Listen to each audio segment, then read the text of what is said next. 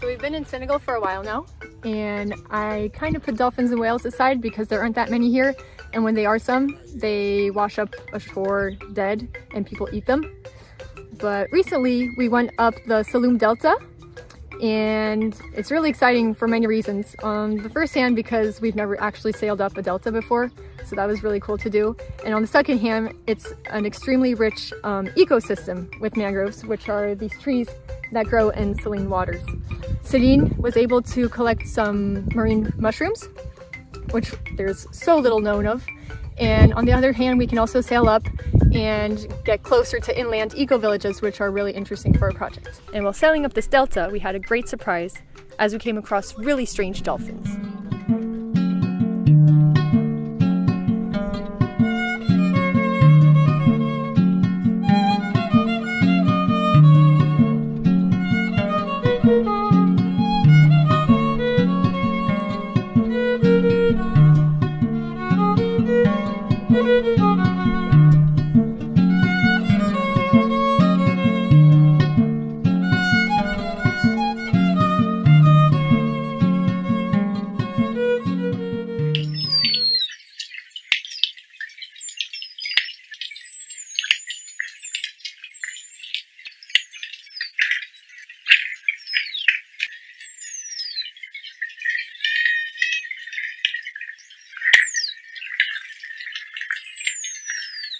And so we were like, okay, there's dolphins, but what species is it? Because there aren't that many around here.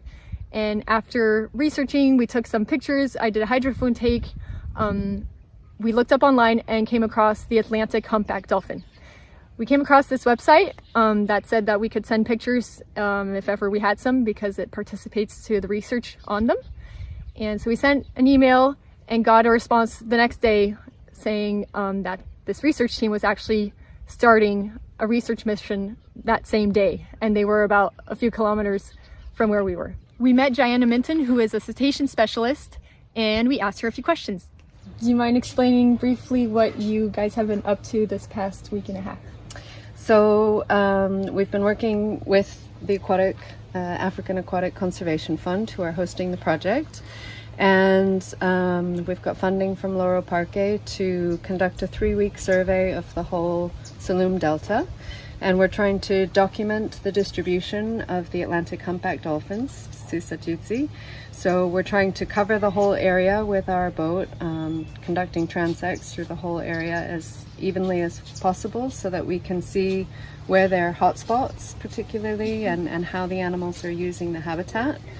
A second objective is to conduct photo identification. Individual animals are recognizable by the scarring and the marks on their dorsal fins, so we're using cameras to photograph individuals and see if we can build up a catalog of individual animals and record their locations and their movement over time. I used a hydrophone on my boat to record the vocalizations to study the communication. Here, Gianna's team is deploying passive acoustic monitoring equipment, a sound trap, and an F-pod, which will stay in the water for a few months and accumulate a lot of data of clicks and vocalizations of the dolphins that will pass through. And this will allow them to use bioacoustics to estimate the population size. Right, so we've got 2 acoustic devices, and they're passive acoustic devices that we're placing in the water. One is a sound trap, and it's more adapted for recording whistles and the communication sounds that dolphins make. The other is called a mini F-pod, and it's tuned more to be recording the clicks, echolocation clicks and feeding buzzes that the animals make.